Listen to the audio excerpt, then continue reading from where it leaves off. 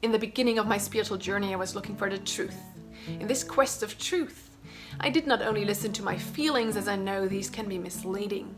I tried to pay attention to detail and to think logically. Did what I was reading make sense? What was my inner being, my soul, feeling? In this 4-part video series, I would like to explain to you the process I went through, including 3 examples of how I made my decision that the Summit Lighthouse was going to be my main spiritual source. The Summit Lighthouse is a spiritual non-profit organization that was founded to help with universal enlightenment and our soul's reunion. Enjoy! In the beginning of my spiritual journey, I was reading various books, including books about the Ascended Masters. A friend of mine made an awesome video about the Ascended Masters and who they really are. Check out the link below my video. So I was reading various books about angels, about how to connect to higher realms. I was reading even books about channeling and pendulums. As I understand, the term channeling means that a being is speaking to or through someone. I came across this author who wrote various books, and in one of her books she would describe a meditation on the threefold flame. In order to understand this example, let me explain to you quickly what the threefold flame is. The threefold flame is a spiritual flame within you that connects you to your higher self, which is literally above you. The 3 plumes of the flame stand for 3 specific God qualities. On the left side, you have the blue plume that stands for power. In the middle, you have the yellow plume that stands for wisdom. And on the right side, you have the pink plume that stands for love. The spiritual goal is to expand these 3 plumes in a balanced fashion by service to life. The more the threefold flame is balanced and expands, the more it becomes a spiritual magnet to draw down God virtues to become more godlike. I'm still pretty new on this spiritual path, so when I was reading the explanation of the threefold flame, I kind of understood it, but part of me was also like, I don't get it. Like in my everyday life, how can I implement this teaching?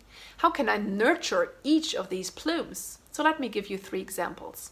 When I get up early in the morning in order to devote some time to honor God through prayers and meditation, I nurture the blue plume through discipline. When I study the Ascended Masters' teachings and gain more knowledge, this eventually leads to more wisdom, which is the yellow plume.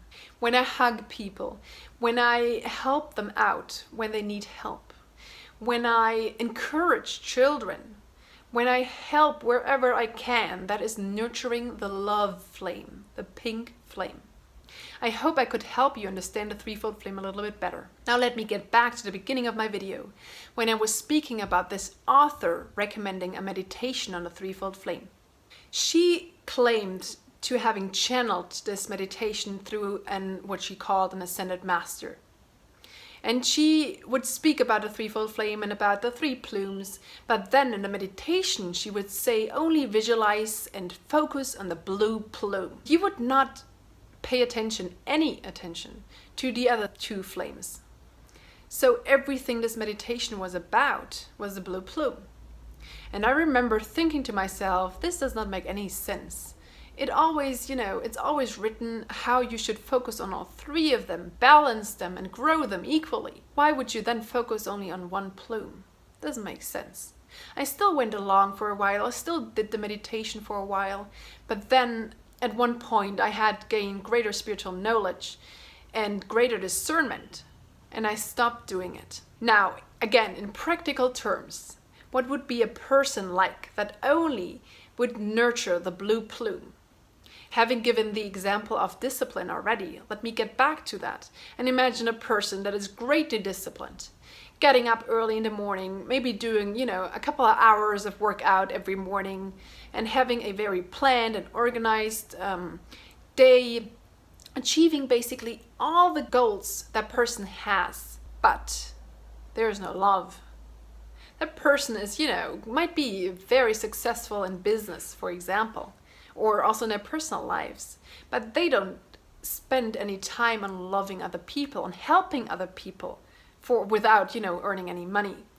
They might be just disconnected to people in a general way. They might be very distant from people.